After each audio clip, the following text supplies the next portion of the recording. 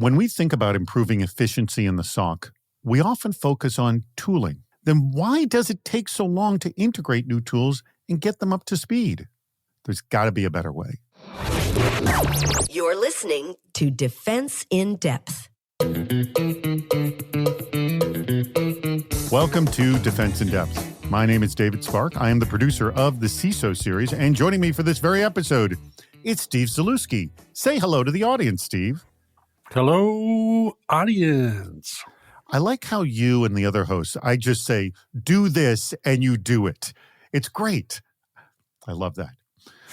Our sponsor for today's episode, and they're also responsible for bringing our awesome guests, they are Prelude, detection and response testing at machine speed. And we're going to be talking about that speed in detection and response. That's going to be a big part of today's conversation. And it's about working in the SOC. So let's talk about that, Steve, because I want to set up this conversation. We all want our SOC to find and respond to threats faster. Now, to do that, we're often tempted to look at new tooling. Every vendor promises their solution will work great out of the box. But to really see efficiency gains for your SOC, they need time-intensive configuration. First, why does it take so long? And if a new threat is happening and we don't have a detection for it, we're essentially susceptible to the latest and greatest threats that are happening right now. I mean, is this the model that's happening? And if so, are we always in a state where we're always lacking readiness? What do you think, Steve? So I say there's a couple things going on here. One is the view of, are we interested in finding what happened versus what's happening? And that's the transition point that we're going to talk about. And the second thing is, if we're interested in looking at what's happening, then the needles we're looking for and the speed of response and the integration points are changing also. So I think we got a couple things going on here that we need to address. Very, very good point. Well, the person to help us in that very discussion is our sponsor guest from our sponsor, Prelude. It's none other than the CEO. We asked for the guy who was working the mailroom. They wouldn't give him to us. They said, you're going to get the CEO and nobody else. And that is Spencer Thompson. Spencer, thank you so much for coming. Thank you so much for having me. Does anyone understand what's going on? Maxime Lamosse-Brassard of Lima Charlie said, quote, get out of the habit of thinking only in acronyms. What you need isn't SOAR. You need to, quote, automate the querying of additional context from some type of alerts in my EDR. Doing that allows you to scope your efforts not around a single product from a vendor, but around use cases. And Eric Block of Atlassian said, we want to buy a security outcome, not an acronym. It's interesting. Both of them made this call on acronyms. Outcomes achieve goals you can measure. Acronyms get you a free dinner from a vendor when they come to town. I like that line. So there's this desire in the industry to focus on categories. I need a SOAR product. I need an XDR product, an EDR product. I need whatever it is I need. But it's really interesting. What you want is outcomes. How do you have to think about your SOC differently if you're operating like that, Steve? So the first thing I'm going to pick up on is SOAR. SOAR was the holy grail, right? A couple of years ago around, we had all the data we needed, and therefore we should be able to just automate outcomes and let the machine do their thing. And we've under-delivered on that. And I think part of what people are talking about here is we've undelivered because we delivered a technical capability, but the people and process weren't ready. And so in revisiting that, what we're starting to understand is what is the outcome we want and that we're willing to let the machines do. And with that comfort, we have the ability to look at new technology and new integration points. I think for me, the most important part of those quotes would be measuring the outcome. I think one of the great challenges, whether you're talking about acronyms like SIM and SOAR and everything else in between, is it's really hard to define for SOCs what good looks like. And we have an industry where we basically outsource what good looks like to Gartner and Forrester and others. That's why we have Magic Quadrants, because it's actually very difficult to measure those things. So I think for a lot of organizations, sure. I mean, like a SOAR is effectively a collection of if-then statements based on certain behaviors. But what are you actually trying to optimize for within your organization? What actually matters most to you? There's a lot of telemetry. It's getting more complex. To Steve's point, The theory for a long time was just throw more data at the thing. It'll take care of itself because we can kind of route it into the right places. A lot of kind of processes and tools are actually not ready for that. So I very much agree. So, okay, so let's go to the question you were asking earlier. What exactly are you measuring, or what does make an effective SOC? And if we don't see it today, what is the idealized view of that, Spencer? I think if you were to ask most organizations, the optimization might actually be different than we think it is. It might be just reduction of false positives above all else. Like if you think about most EDR products, XDR products, SIM products, very often it's reduction of work for the manual kind of tier 1, tier 2, tier 3 SOC manualists.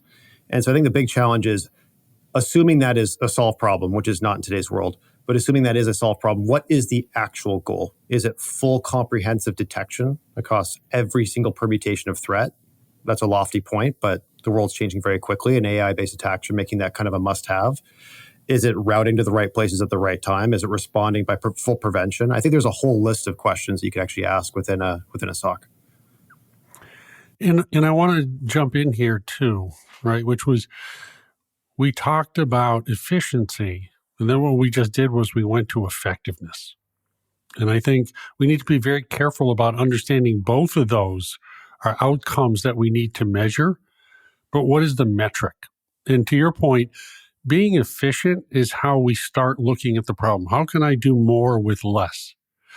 But if we look at being effective, which is ultimately what we want to be metrics on to stop the attack, the key is how do we do less with less, right? How are we pulling in just the right data and executing just in stopping the attacks, not with all the false positives and all the other things that are busy work that today we tend to want to measure as a way of demonstrating that there's some ROI in our SOC. What aspects haven't been considered? Mihir Mohanty said, quote, to make the SOC more effective, you tipped us off. We've to start with the 3 core pillars of the SOC, people, process, and technology, or tools. A major portion of our investment is in tools so far, and we have reached the point of diminishing returns. Any new investment in tools will move the needle marginally, so it's not time to focus on people and process. Be intrigued on your takes on this. But let me read also Aksa Taylor of Gutsy's quote, who said, quote, you can leave the best tools and people, but without a secure, consistent process, that leaves no gaps or inefficiencies. It's difficult to improve. But rarely do companies have visibility into the processes themselves. There are tools to show you what's wrong with your cloud environment, but you also need to see how your SOC team has worked to resolve it without leaving any open doors. This is a really good point. I'm going to throw this to you, Spencer. Both Mihir and Aksa make good points. I mean, how much can we change with people and process? Because tools are kind of critical to really understanding the environment. But as Aksa said, if your processes isn't down, you're going to be failing all over the place. What say you? Absolutely. One thing that I would start with is, and this is kind of a semi-obvious point, but I think it kind of dictates a lot of this. Do we collectively believe that there will be more or less data in the future? I think everybody would say more. And the rate of, growth on that is not trivial. And so the point is are we going to have this problem on steroids in the future? The answer is yes. And so which of those things actually scale? Can you scale a process? I think yes is the answer to that. Can you scale a bunch of other things? I think one of the great challenges in terms of process is that for the entirety of the SOC model, we have existed in a blacklist world, which is basically we're looking for malicious behavior from benign. The way that I think about cybersecurity in general is how do you separate telemetry by malicious versus benign behavior? If we all lived in this perfect world, we could just block everything from happening on a computer and we would have no cybersecurity problems except you couldn't use anything. So we have this kind of process of separating these things out. One of the great changes that may occur, I'm not sure if we're actually going to get there, this has been talked about in the past, is do we move towards a whitelist model? If there's enough malicious behavior that starts compounding, do we actually have to block entire segments and then allow things to happen? For example, do we basically block all spawn processes coming out of Microsoft Word or Adobe, right? Microsoft has released attack surface rules for this exact reason. And then you're allowed to add exceptions or exclusions to that. That might be a model where you basically augment your tools with a process to actually minimize noise. You're basically setting a filter before it ever actually happens versus this continuous needle in a haystack problem. Steve. So I want to kind of pick up on something that Spencer said, which was malicious versus benign. Okay. And I think that's the core here. And another way of saying that is, am I looking at vulnerabilities or can I work at exploitabilities? Because a lot of vulnerabilities are benign. The exploitabilities are execution of malicious. And so if you're willing to look at that and agree, whitelisting and blacklisting, another way of saying it is, if I'm going for exploitability, then I can ignore the benign.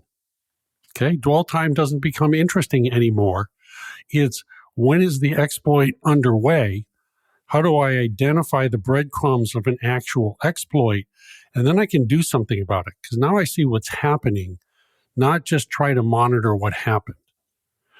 And now there is a need for some new technology because we're looking at exploitability. We're looking at a different way of monetizing the value of the SOC. And that technology to get contextualized view of what's happening, we need help there. But the people and the process now are adapting to where we have to go, and the technology is now a needed enabler. Spence, what do you think?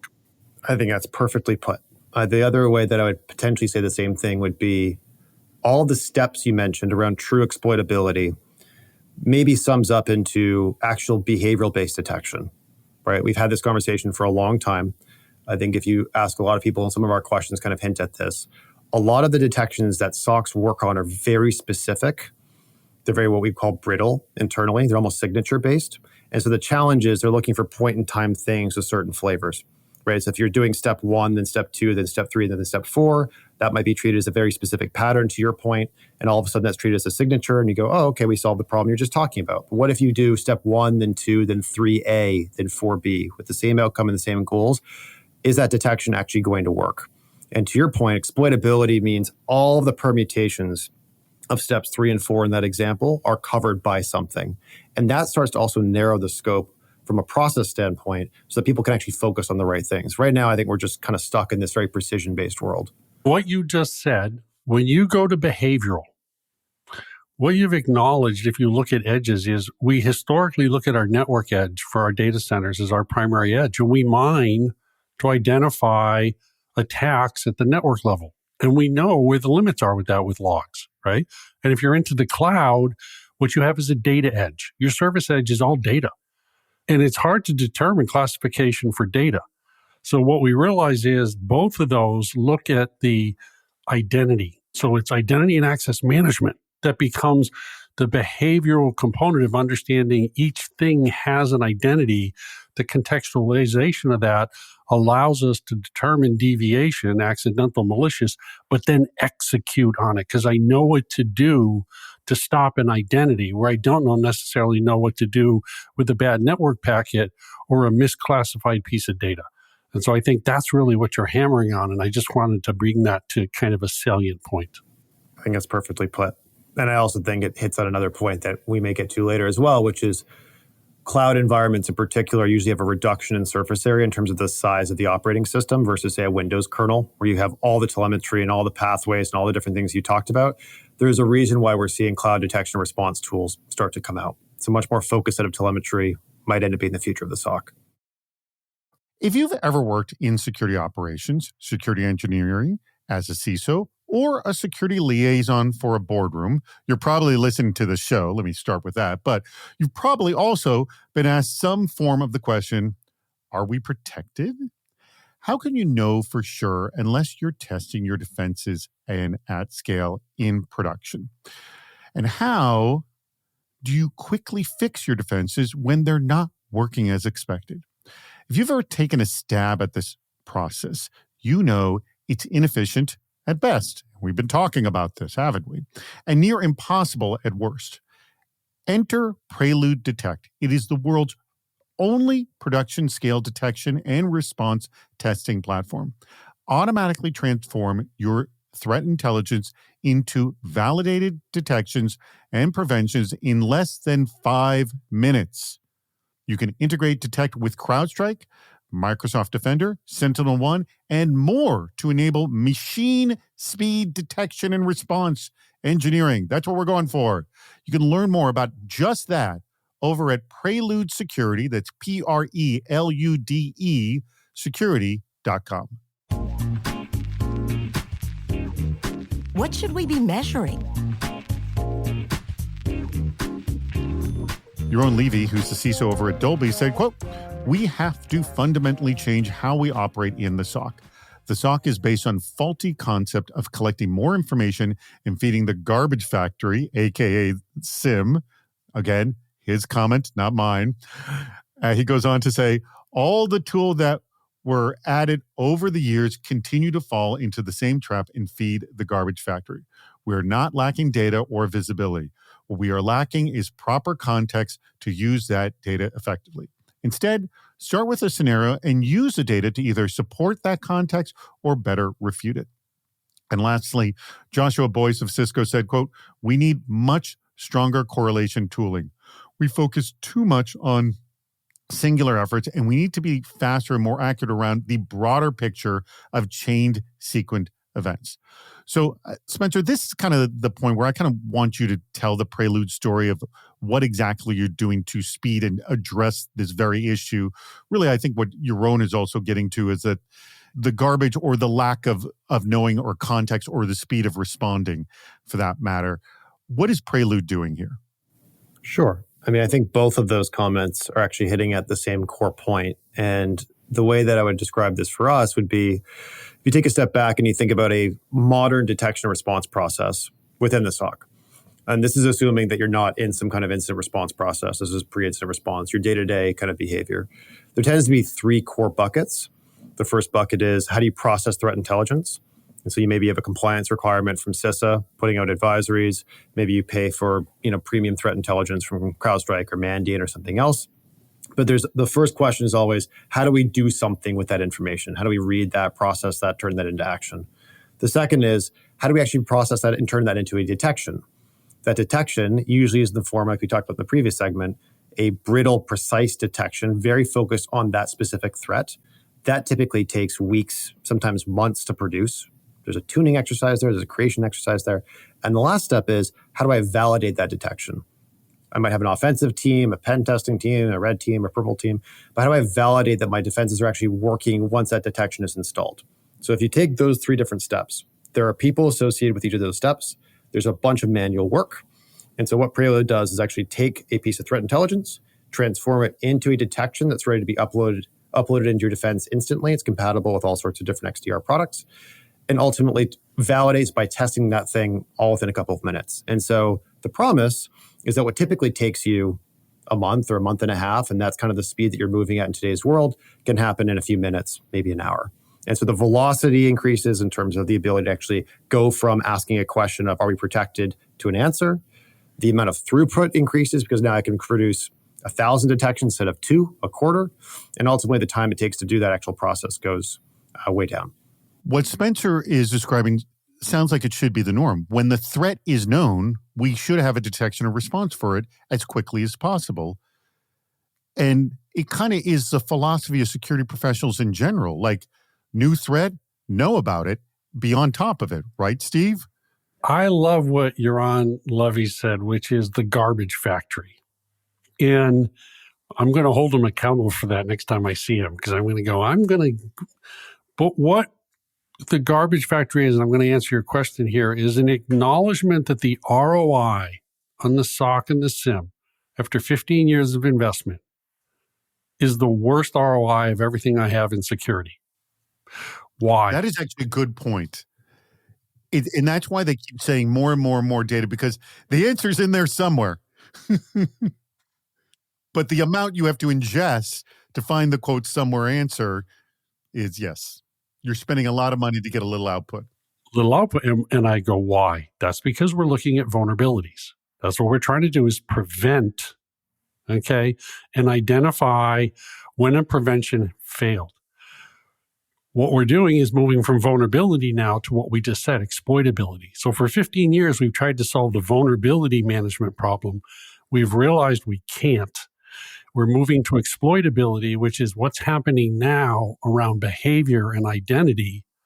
And so what you've seen in the last 18 months is the brutal truth of SOCs and SIMs don't work and they're too damn expensive, to understanding what the evolution wants to look like now, that resiliency and our ability to adopt a detect, contain methodology is one that we now realize is the way we have to move, because we can't keep doing what we're doing. It doesn't work.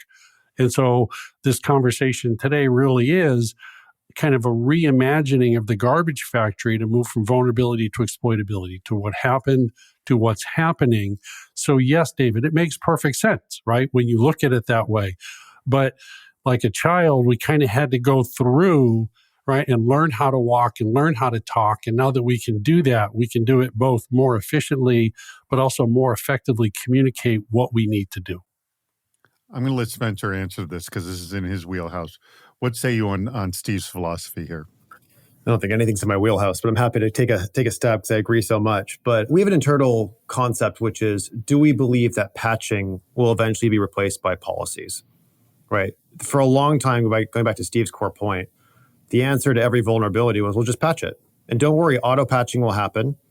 And so we don't have a patching problem in the future that'll be solved. And it turns out life's more complicated because you can't take down systems and not everything can be patched and there's end of life and da-da-da. So we install controls. I think people sometimes lose sight of the reason why defenses exist in the first place. And so you install controls to basically get at exactly what Steve's mentioning, which is exploitability. You're stopping behavior from happening, not just a single hash that's actually just executing a piece of malware. And the challenge with that is we don't always know if those things work. But the other challenge is we have a SIM model and a SOC model designed for the former, to Steve's point, and not for the latter. And it's actually very difficult to look at that behavior. And so it involves a retraining process. It involves actually getting data out of the EDR or the control, which is why they're all becoming XDRs. It's why they're all vertically integrating SIMs into their products. If you look at why, CrowdStrike's buying Humio, which is now called LogScale, it's because their next-gen SIM is actually just their own response and detection data sitting inside of the same platform. So I actually think what's happening in real time is what Steve's saying. We're just catching up to it. What's the next step?